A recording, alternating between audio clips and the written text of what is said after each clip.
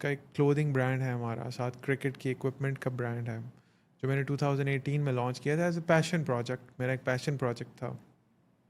That also started as a gap that I noticed कि हम being players, team managers, team owners, team runners in Saudi, तो हम यहाँ पे बैठे हुए जब अपनी चीज़ें ऑर्डर करते हैं, हम इंडिया से करें, हम पाकिस्तान से करें, हम बांग्लादेश से करें, तो अक्सर चीज़ें हम ऑर्डर कर देते हैं because we don't have a choice. हम यहाँ पे रह रहे हैं, सामान वहाँ पे बन रहा है, तो हम ऑर्डर कर देते हैं, अपनी किट्स ऑर्डर कर देते हैं, बैट्स ऑर्डर कर देते हैं, बॉल्स, पैड्स, इस किस्म की चीज़ें रिक्वायर्ड होती हैं पूरे सीज़न खेलने के लिए. आपको 12-14 प्लेयर्स हैं, आपके टीम है, पूरा सेटअप है, तो वो हम ऑर्डर कर देते हैं. वो कभी चीज़ सही नहीं आती, कभी साइज़ में मसले आ जाते हैं, कभी क्वालिटी इश्यूज आ जाते हैं आपको.